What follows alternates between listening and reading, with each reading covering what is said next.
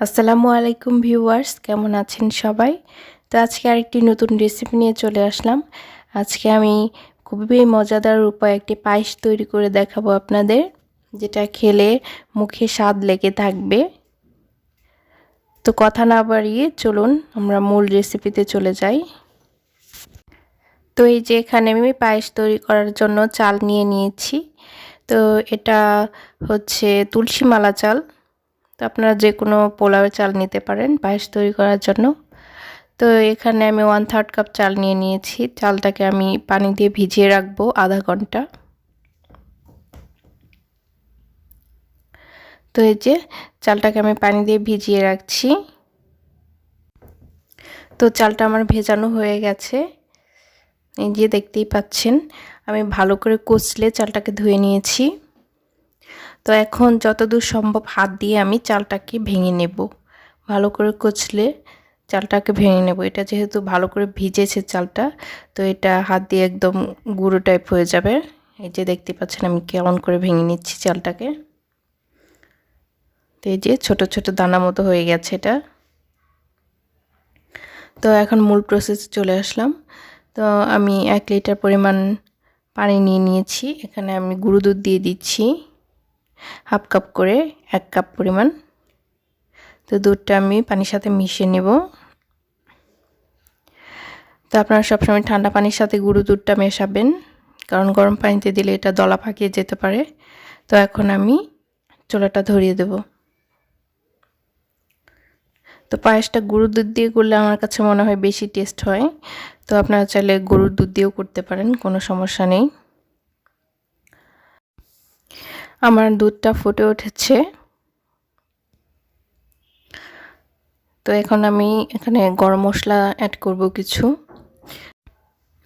যদিও আমি এই পায়েসটাতে এই গরম মশলাগুলো খুব একটা আমার কাছে ভালো লাগে না খেতে, তারপর আমি অল্প করে দিয়ে দিচ্ছি। যারা পছন্দ করেন না তারা দিবেন না। তো এখন ফুটে উঠেছে দুধটা। এখন আমি যে চালটা ভেঙে রেখেছিলাম হাত দিয়ে, সেটা দিয়ে দিচ্ছি। দিয়ে ভালো করে একটু মিশিয়ে নেব আমি।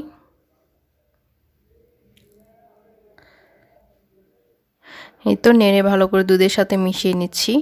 এখন চালটাকে আমি ফুটিয়ে নেব দুধের সাথে। মাঝে মাঝে একটু নেড়ে চেড়ে দিতে হবে। যদি আমি ননস্টিক ফ্যান নিয়েছি, এটা লেগে যাওয়ার ভয় নেই। এই যে আমার চালটা ফুটে গিয়েছে, চালটা আমার সেদ্ধ হয়ে গেছে অলরেডি। যেহেতু আমি হাত দিয়ে ভেঙে দিয়েছি দানাগুলো, তো এটা খুব তাড়াতাড়ি সেদ্ধ হয়ে যাবে।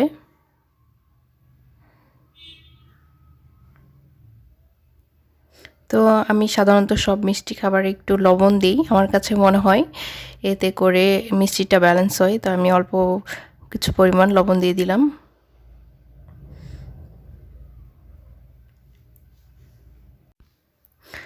তো এখানে আমি বড় চামচের 1 চামচ চিনি দিয়ে দিলাম।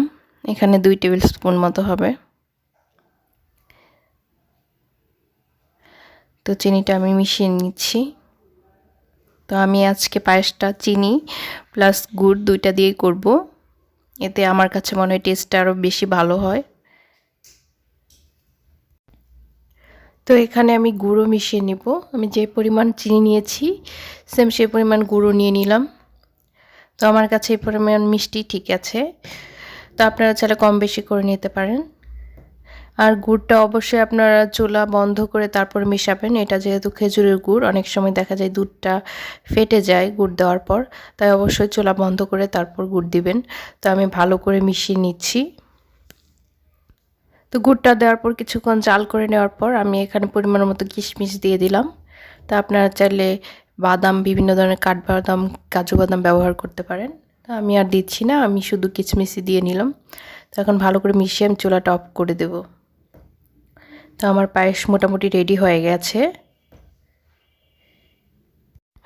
তো তৈরি হয়ে গেল খুবই মজাদার উপায়ে ইয়াম্মি পায়েস, যেটা তৈরি করে একবার খেলে স্বাদ মুখে আজীবন লেগে থাকবে।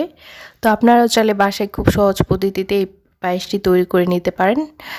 তো এই ছিল আজকের রেসিপি। ভালো লাগলে একটি লাইক দিবেন আর চ্যানেলটি অবশ্যই সাবস্ক্রাইব করে পাশে থাকবেন। আল্লাহ হাফেজ, আসসালামু আলাইকুম।